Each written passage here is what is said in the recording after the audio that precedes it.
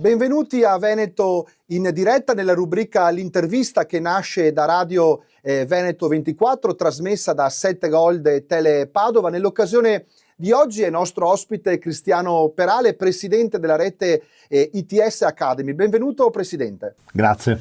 ITS Academy, una realtà formativa d'eccellenza, un percorso post diploma con risultati davvero straordinari. Pensate che da un'indagine effettuata circa l'80% dei diplomati ITS trova lavoro dopo appena un anno dal diploma. Sì, ITS sta per Istituti Tecnologici Superiori.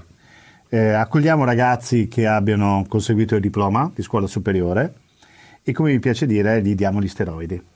Nel Veneto ci sono 8 fondazioni per 8 settori industriali differenti, così ha scelto la regione di dare spinta alla nascita e alla crescita dei sistemi di formazione post diploma, come diceva lei.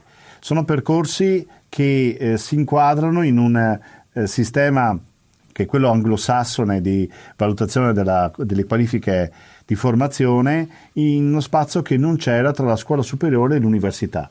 Quindi indicativamente è un'alternativa all'università, ma non propriamente, perché in realtà è quello che nel sistema anglosassone conosciamo tutti nei telefilm come il college. Abbiamo, come diciamo, 8 ambiti. E partiamo dal turismo, che ha citato lei, il sistema delle costruzioni con ITS Red, abbiamo la meccatronica con l'ITS meccatronico, l'ITS del mondo digitale, l'ITS Mario Volpato, abbiamo l'ITS poi agroalimentare, altra risorsa importantissima del Veneto.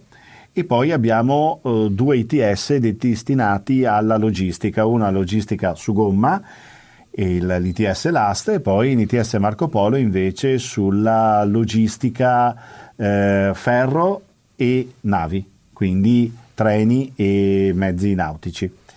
L'offerta quindi è estremamente variegata e copre praticamente tutto lo scibile del sistema industriale. Dalle interviste ai giovani intervistati e diplomati ITS emerge chiaramente che hanno una marcia in più dopo il diploma, hanno un livello, una professione assolutamente apprezzabile nel mondo del lavoro.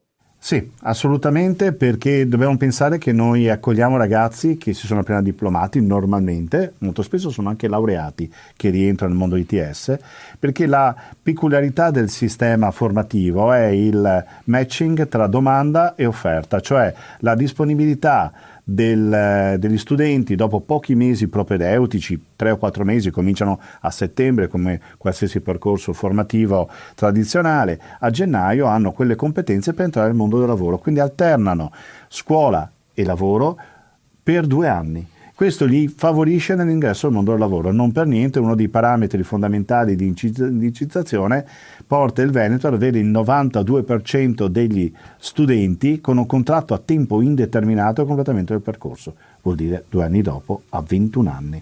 Per concludere, Presidente, la formazione ITS è un vero e proprio ponte che mancava, di cui si sentiva moltissimo la necessità, tra la formazione e poi il mondo del lavoro.